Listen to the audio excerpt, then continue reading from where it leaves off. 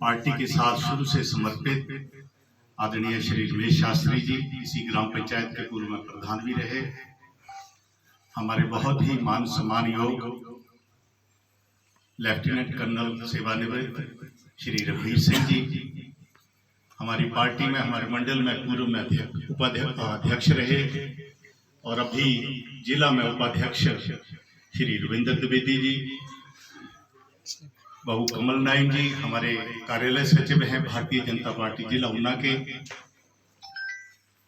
श्री रतन जी, श्री योगराज योगी जी, श्री जोगिंदर जी और यहाँ पर उपस्थित ठाकर मंतराम जी, श्री पवन जी, श्री मदन जी, श्री सतपाल जी, श्री अनिल जी और बहन सुषमा जी, यहाँ पर उपस्थित सभी आदरणीय बहन और भाई। हमारे लोकतंत्र में 3 टायर सिस्टम है, विधायिका, जिला परिषद और पंचायती राज। अब पंचायती राज संस्थाओं के चुनाव होने जा रहे हैं, साथ में जिला परिषद के भी चुनाव हैं। वैसे तो कांग्रेस सरकार अटपने मन से ये चुनाव करवा रही है।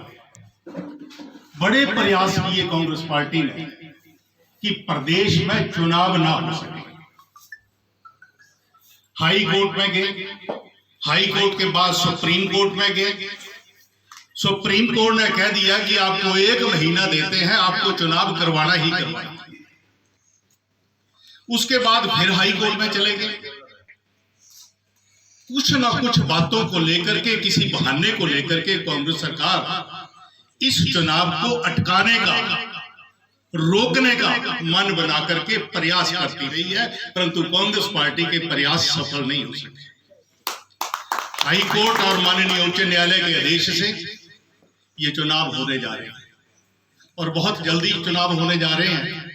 मैं आप सबसे पहले तो निवेदन ये करता हूं कि आप में से कितने लोग ऐसे हैं जो योगराज योगी को जिला परिषद के लिए अपना कैंडिडेट मानते हैं, प्रत्याशी मानते हैं, ईमानदारी के साथ, वफादारी के साथ।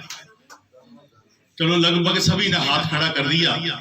किसी के मन में थोड़ा सा भी है कि नहीं नाराजगी है, कभी जी योगराज योगी ने हमें नमस्ते नहीं करी, हमारे घर की लाइट नहीं लगाई है, कुछ ना कुछ बेंच ही नहीं लगाया जाए, किसी के मन में हो तो वो भी हाथ खड़ा कर सकता है। हम भाई देख के प्रयास तो करेंगे मनाने के। है किसी के मन में ऐसी बात तो बात करें। कोई नहीं, गुणी गुण है। ठीक है, देखो अभी आपकी मांग पर, आपके कहने पर हम योगराज योगी को अपना जिला परिषद का प्रत्याशी घोषित करते हैं। और ये आपकी इज्जत का सवाल है, आपकी मान मर्यादा का सवाल है।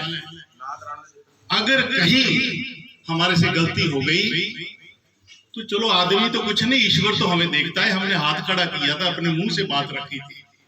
ये मेरा आपसे निवेदन है कि प्रत्याशी हमारे होंगे। वैसे तो कोई और भी पैनल में आएगा तो उसका नाम भी पैनल में भेजेंगे, परंतु नंबर 1 योगराज योगी जी होंगे और प्रत्याशी इन्हीं को बनाने का हम प्रयास भी नहीं करेंगे, पूरी कोशिश भी करेंगे। मित्रों, योगराज योगी जी समाज सेवा में रहते थे, हमारी वाकफियत हुई। हमने कहा है कि समाज सेवा भी करो और आपकी सेवाओं की जरूरत भारतीय जनता पार्टी को। फिर हम इनको मंडल में ले गए, मंडल में उसके बाद 2 मंडल बन गए और दूसरा मंडल ये जो चिंतपूर्णी लोअर है, इसमें ये उपाध्यक्ष, मंडल के उपाध्यक्ष के पद पर अपनी सेवाएं दे रहे हैं। हमें कभी नहीं कहा इन्होंने कि प्रत्याशी मुझे बने। इनकी सेवाओं को देखते हुए, इनके कार्यों को देखते हुए, इनकी ईमानदारी और वफादारी को देखते हुए समाज के प्रति, उसी को लेकर के मुझे लगता है कि आप लोग भी चाहते हैं यही प्रत्याशी हो और हम भी चाह रहे हैं कि यही प्रत्याशी हो और हम जीत हासिल करें। ये आपका प्रयास होगा।